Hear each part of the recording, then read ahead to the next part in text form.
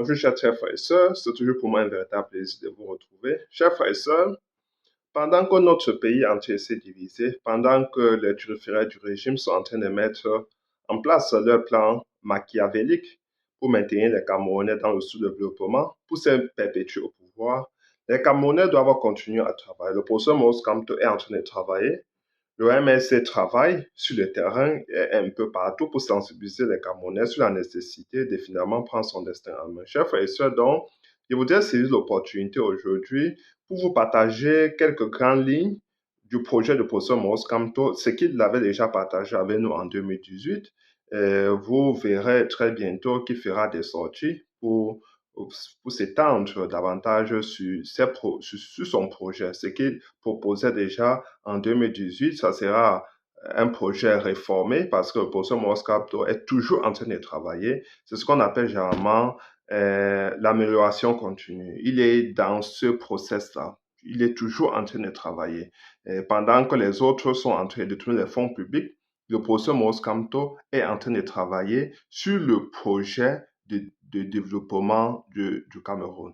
Pour relancer l'économie du pays, nous avons besoin d'un homme comme le professeur Maurice Kamto, qui est un travailleur décisif, acharné. C'est quelqu'un qui ne dort pas. Le professeur Maurice Kamto, en prison, il était en train de toujours de travailler. Vous avez vu qu'il a publié des livres à la sortie de sa prison parce qu'il était toujours en train de travailler de manière permanente.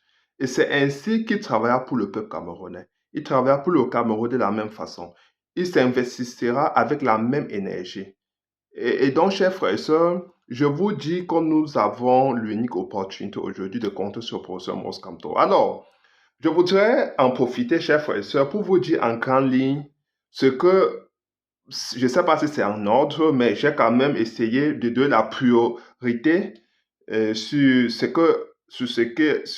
qui compte le plus, sur ce qu'à mon avis compte le plus, la façon dont je vois les choses, notre situation au Cameroun aujourd'hui est plutôt délétère et je pense qu'il y a certaines mesures qu'il faudra mettre en place avant de penser, avant de penser au décollage économique dont nous devons avoir un ordre bien défini.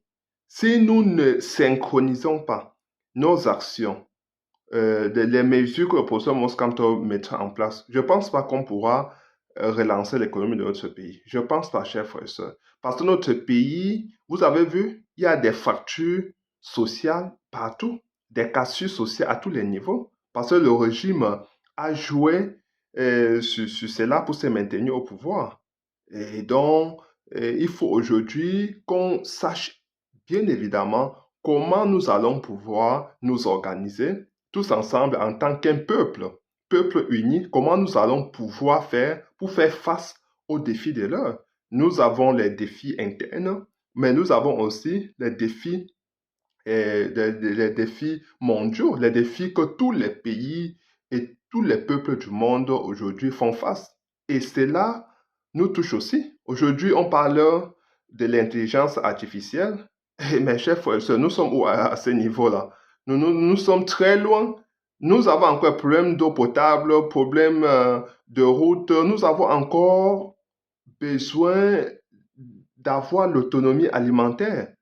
Et nous faisons encore face au déficit des produits de première nécessité, comme de l'eau potable. Et vous comprenez que c'est très compliqué. Nous devons travailler davantage pour répondre aux attentes des populations, pour certainement sortir les jeunes du chômage, parce que le pays est en train de tomber aujourd'hui, est en train de s'aplatir, parce que les jeunes qui sont considérés comme le fer de lance d'une nation sont en inactivité. Les jeunes ne sont pas actifs. Ils sont actifs sur les réseaux sociaux, mais ils ne sont pas actifs dans la construction du pays, dans la création des richesses. Nous avons besoin des hommes, des jeunes dynamiques qui sont en train de travailler, de produire de la richesse pour notre pays, des ressources pour notre pays, et que ces ressources finalement doivent être partagées équitablement. Et qu'il faut un commandant en chef de la carrière du professeur Moskamto qui doit faire ce job-là. Donc, chers frères et sœurs, la première mesure à mon avis, la première mesure qu'il faudra mettre en place dès l'arrivée du professeur Maurice Kamto à la magistrature suprême, c'est de faire appel d'organiser un grand dialogue national, un dialogue inclusif qui va donner la possibilité comme ça à tous les Camerounais de s'asseoir pour discuter de leurs problèmes, de leurs frustrations. Parce qu'il y a, vous savez, le régime de M. Biya a frustré beaucoup de Camerounais. Beaucoup de Camerounais sont blessés dans leur cœur. Et ils portent des Camerounais portent des séquelles. Et donc, il faudra donner la possibilité à ces Camerounais de pouvoir s'exprimer. Les Camerounais sont traumatisés depuis 40 ans. Donc, chers frères et sœurs, je pense que toute chose, si nous voulons converger dans la même direction, si nous voulons être unis en tant qu'un peuple, en tant qu'une nation, nous devons organiser ce dialogue-là immédiatement après l'arrivée du professeur Maurice Kamto au pouvoir. Ce dialogue-là donnera l'opportunité à tous les Camerounais vraiment de se refouler, de s'exprimer, de laisser, de parler librement. Et il y aura des victimes d'un côté et certainement les oppresseurs, ceux qui ont réprimé les Camerounais depuis des années. Il faudra faire avec tout le monde. Le professeur Mossato ne fera pas des chasses aux sorcières. Donc, il faut compter sur ce genre d'initiative pour pouvoir penser à développer notre pays. Donc, je disais tantôt, il faut un grand et véritable dialogue national. Un dialogue inclusif, mais qui sera aussi un dialogue de vérité. Il faudrait que les Camerounais s'expriment et qu'on puisse, à la lumière de ce qui en sortira, prendre des mesures fortes. S'il faut, par exemple, faire des réformes institutionnelles, notamment en introduisant dans la Constitution le fédéralisme, qui est le mode de gouvernance qu'on aura demain, qu'on efface des amendements au niveau de la Constitution. S'il faut changer la Constitution, qu'on le fasse. Et si tout le pays doit être fonctionner en termes de fédération, dont on aura des États fédérés, il faudra faire cela. Donc, c'est dans le grand dialogue que finalement on va savoir les besoins réels du peuple camerounais. Alors, donc je disais, premièrement, organiser un grand dialogue national. Deuxièmement, chers frères et sœurs, le professeur Maurice Kamto doit lancer normalement un plan Marshall de déconstruction, de démantèlement des réseaux de corruption. Je ne pense pas qu'on peut développer un pays avec le développement qu'on connaît aujourd'hui au Cameroun. Nous ne pouvons pas. Avec les réseaux qui se sont formés à tous les niveaux. Parce que ces réseaux ont capté toutes les ressources de notre pays. Ces réseaux sont distribués, se sont disséminés un peu partout, sont propagés un peu partout. Ils contrôlent le pays à tous les niveaux.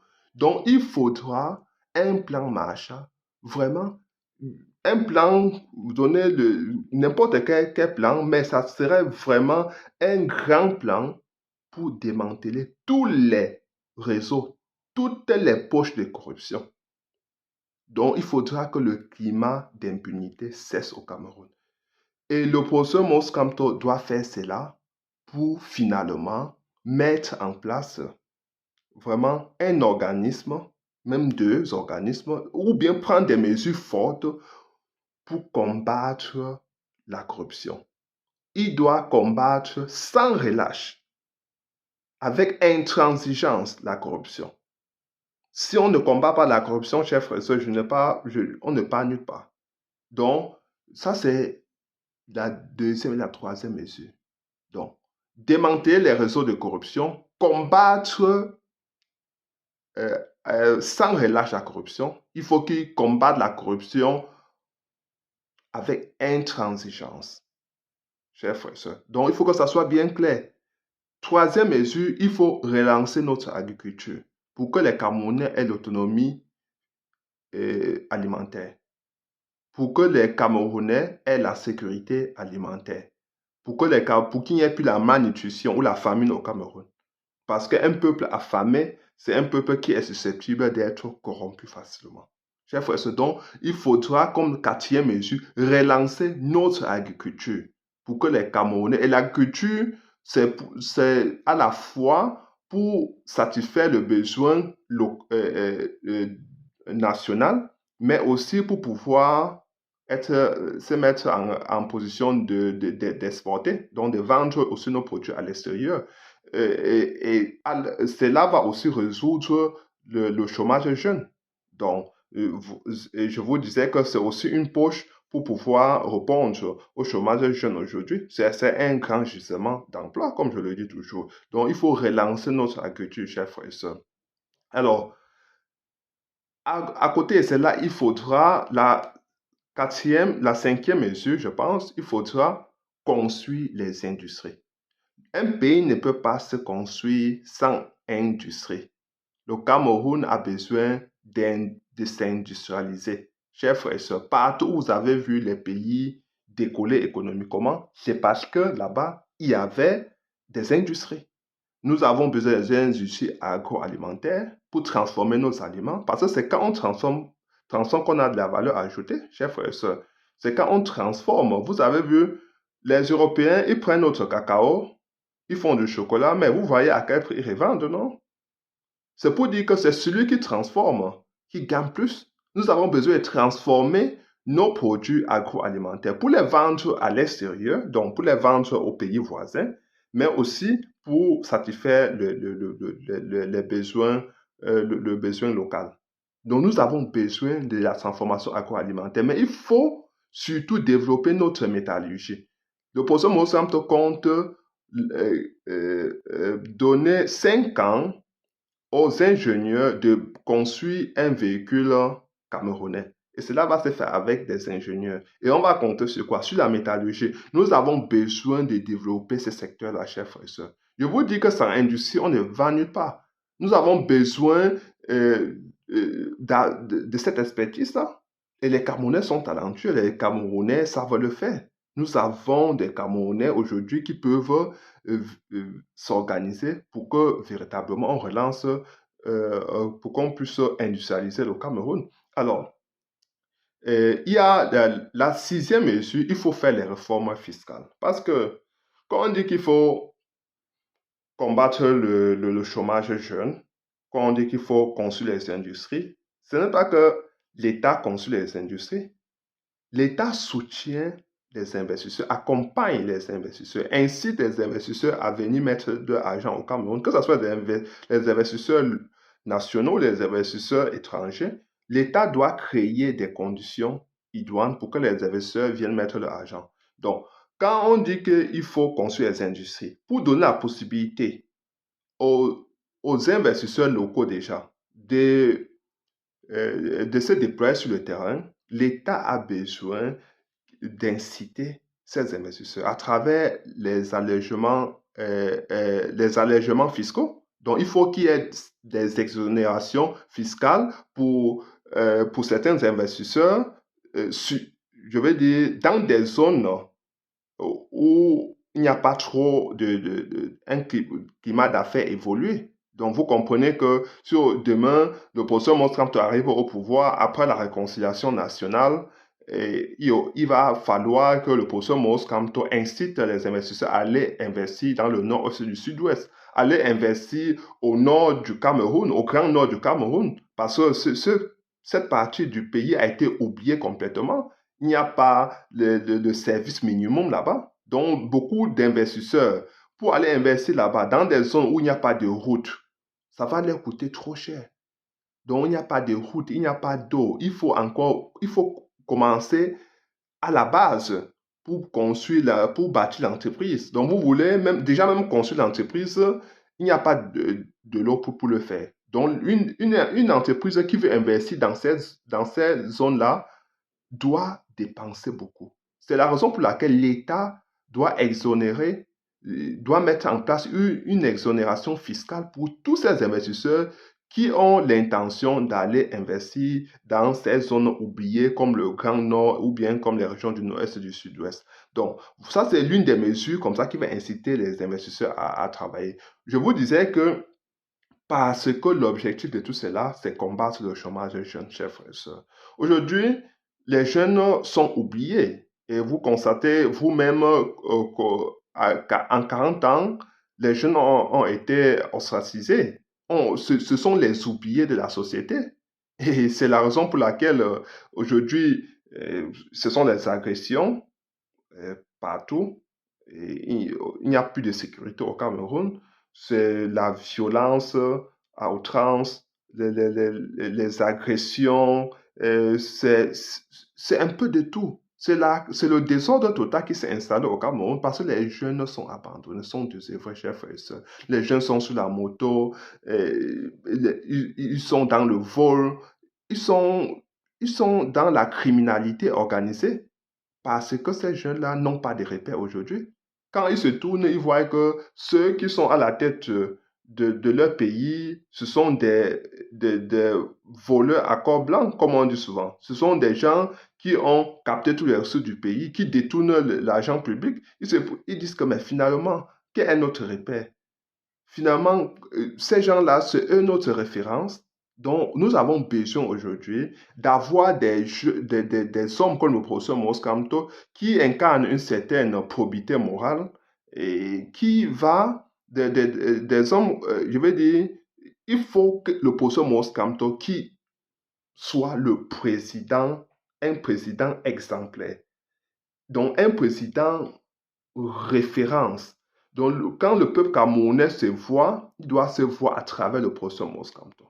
Et je pense que il accomplira cette mission parce que de toute sa vie, de tout son parcours professionnel, le professeur Moscato a été un monsieur propre.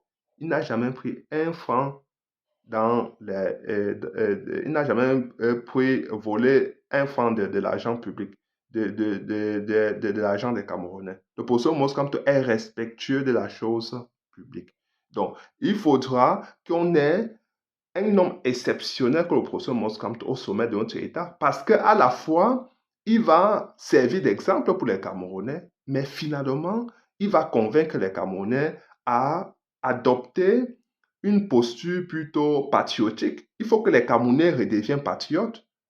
Un patriote ne peut pas voler l'argent public. Quand vous voyez aujourd'hui au sommet de l'État, le régime aujourd'hui fait feu de tout bois, c'est parce que c'est un peu le désordre partout. Chacun a volé, chacun a formé ses réseaux avec l'argent public. Donc, il n'y a pas eu quelqu'un qui a sifflé la récréation. Aujourd'hui, ces gens sont un peu comme les bras séculiers du régime. C'est eux qui ils veulent que le régime reste. Ils ont peur, finalement, que un nouveau président, que le professeur Mosramto, qui sera intransigeant vis-à-vis de ceux-là qui ont détourné l'argent public, viendra ainsi mettre fin à leur criminalité financière. Ils ont peur. Ils sont pris de peur quand ils pensent à cela. Parce que le professeur Mosramto, c'est quelqu'un qui travaille. Il est dans les détails. On dit souvent que le diable, ce sont les détails, non? C'est ça le professeur Moscato. Il est dans les détails, dans les subtilités, il vérifie. On vous dit que pour écrire les grands textes de la Cour internationale de justice, le professeur Moscato faisait partie des jurys qui écrivaient des textes, parce que des textes compliqués, complexes, où il faut être précis. Nous avons besoin d'un professeur Moscato. Parce que c'est lui qui va aller renégocier tous les accords que M. Biya a signés. Hein. Parce que ça, c'est l'autre mesure. Faire des réformes. Septième mesure, je pense, je reviens sur les propositions du professeur Moscato. Il faut faire les réformes institutionnelles. Je vous ai déjà parlé des réformes institutionnelles hier, notamment en redonnant le pouvoir à la justice. Il faut que la justice soit libre, soit transparente.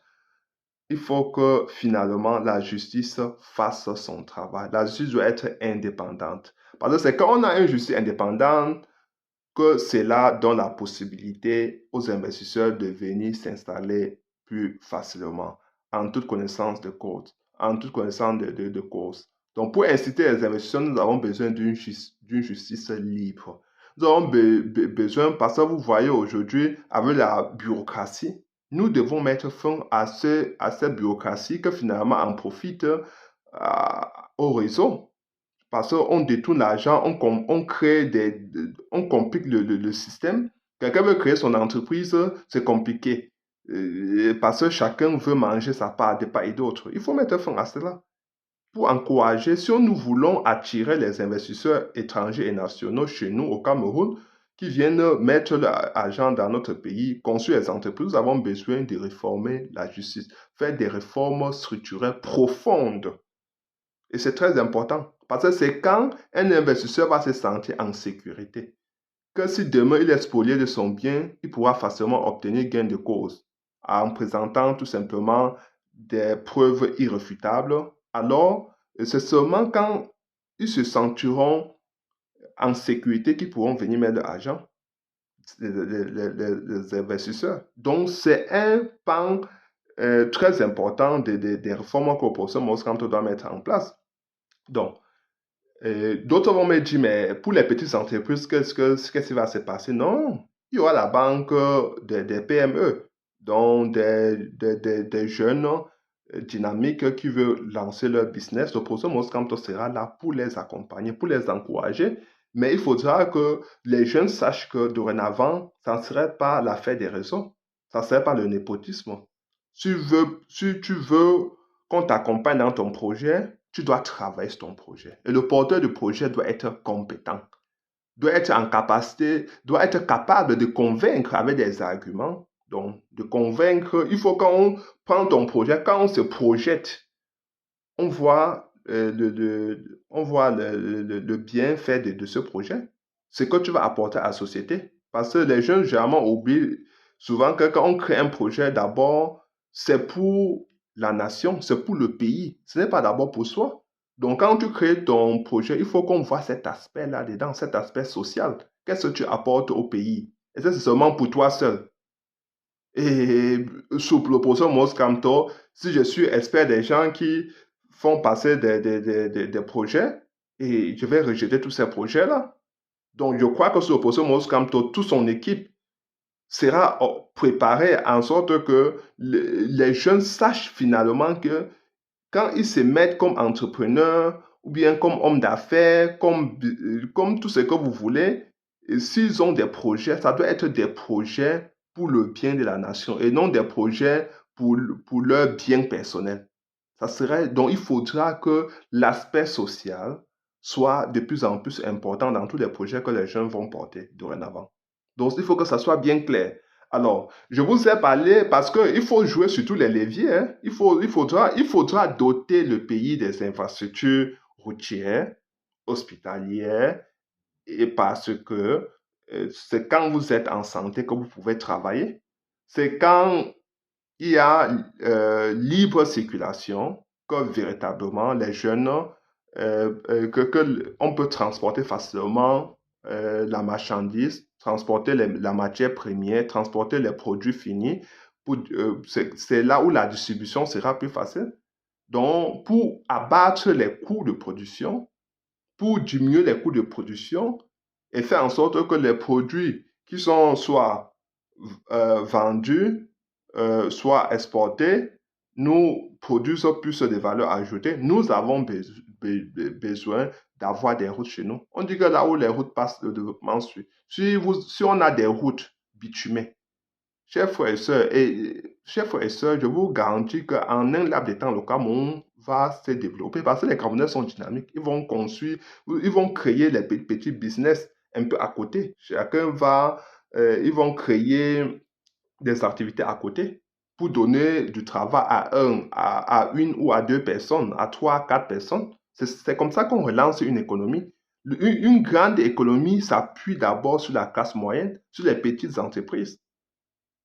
Et donc, je vous dis que le professeur Moscato doit s'appuyer sur ces transformations, je veux dire sur ces réformes profondes dans notre pays. Ces réformes, je vous ai dit, il faut que tous les hôpitaux soient dotés des plateaux techniques, tous les hôpitaux, notamment en rendant gratuit la césarienne. Le professeur Monsanto l'a dit dans son programme. Cela aussi accompagne le peuple camerounais dans cette dynamique dans cette dynamique de transformation profonde de notre pays. À côté de cela, nous savons tous que j'ai parlé des industries, mais vous savez que sans énergie, nous ne pouvons rien faire.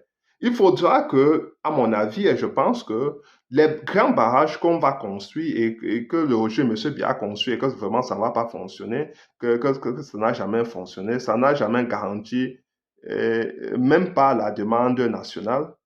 Et donc, je pense que sur ce plan-là, d'ailleurs, même M. Biya échoue partout. Donc, c'est pas seulement là, à ce niveau-là. Donc, et je ne devais pas oublier ça. Je vous ai déjà parlé hein, dans d'autres vidéos que toutes les régions seront reliées par les autoroutes. Toutes les régions seront reliées par les autoroutes et notre pays va se relier et tous les autoroutes seront prolongées jusqu'aux pays voisins, le Tchad, le Nigeria, la République centrafricaine. Il y aura les chemins de fer qui vont relier tous ces pays-là, chers frères et sœurs. Parce que c'est plus le transfert des frais, transfert de marchandises. Si nous voulons, parce que nous serons véritablement le grenier de l'Afrique centrale, nous serons le pôle, le principal pôle de distribution de produits agroalimentaires. Nous serons la référence industrielle en Afrique centrale. Ça veut dire que chez nous, euh, il y aura, à un certain moment donné, vous allez voir des experts foisonner un peu de partout, parce que ce sont les experts là vont aller ainsi dans tous ces pays-là offrir leur expertise. Construction de routes, ça c'est les Camerounais qui vont aller construire des routes de ces pays sous-régionaux, je vais dire de la République centrafricaine et même le Gabon, ce sont les Camerounais qui vont aller construire tout, qui vont aller construire des ponts là-bas, construire des routes. Parce que Oposo Moscato va mettre en place cette dynamique et qui va donner la possibilité aux Camerounais d'exprimer leur talent.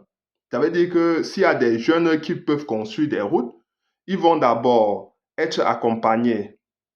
Ils vont d'abord se faire accompagner, donc par des ingénieurs, je ne sais pas, chinois, ou qui vont les aider à d'abord construire des routes dans les quartiers. Donc, on va d'abord voir comment ils sont capables de construire des petites routes.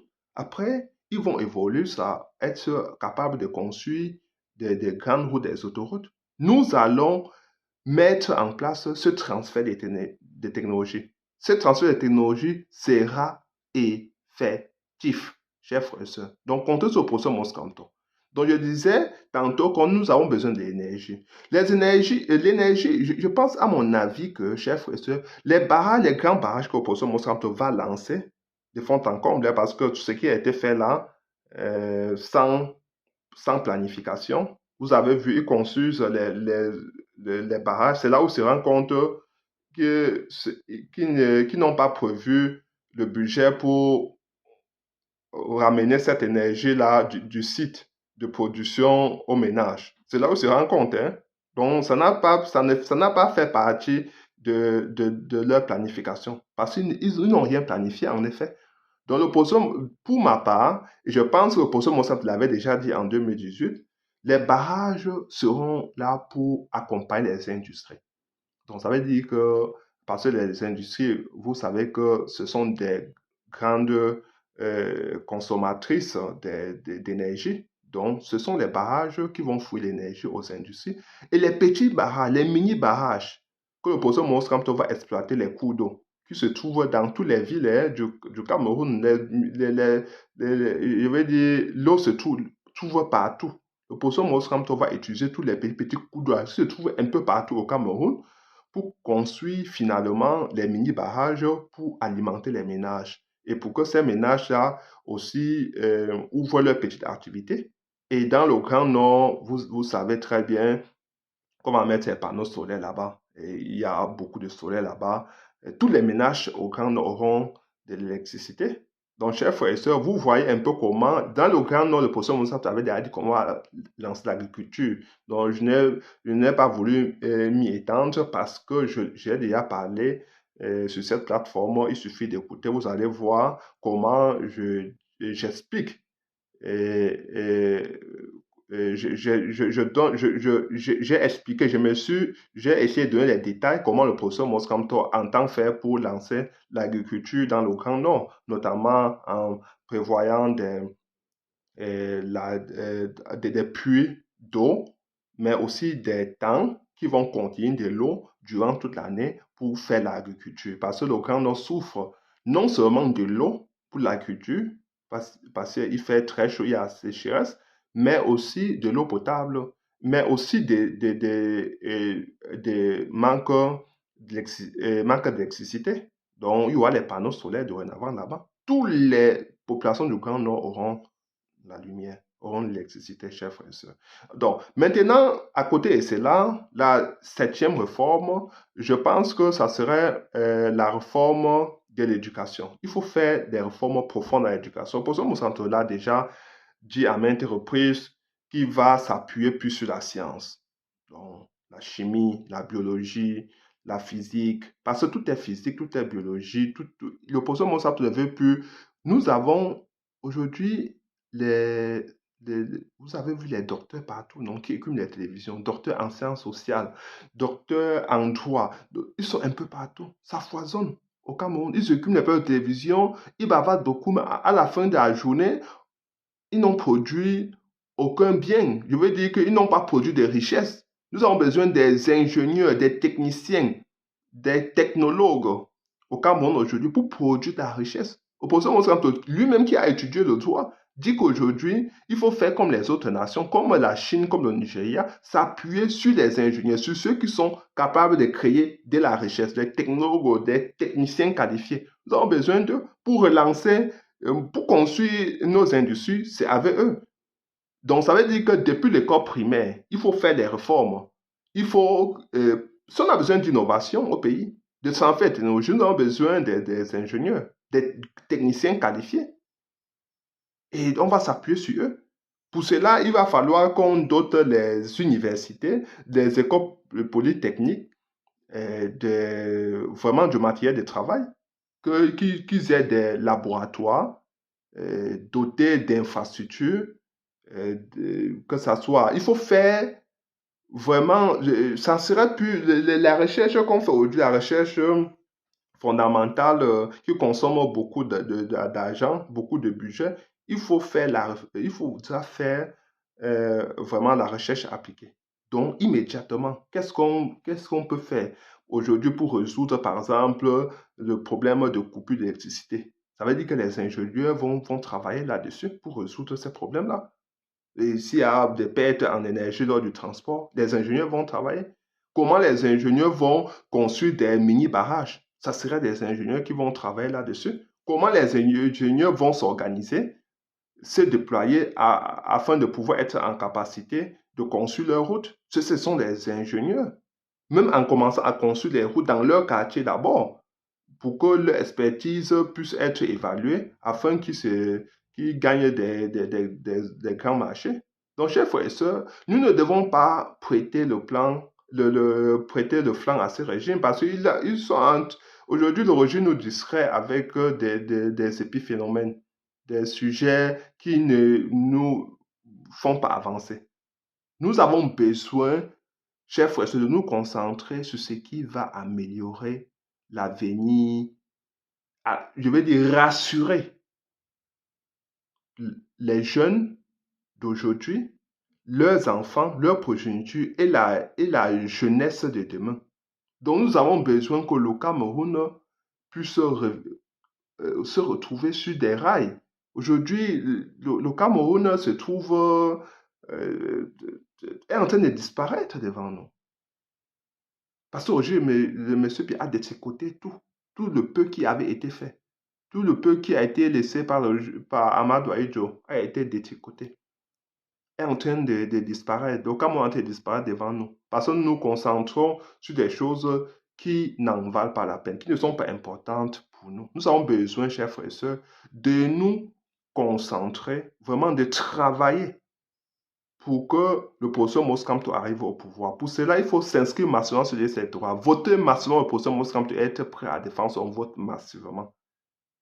Nous devons nous organiser, se déployer ainsi, travailler tous les jours, chers frères et sœurs, pour que le professeur Moskamto arrive au pouvoir.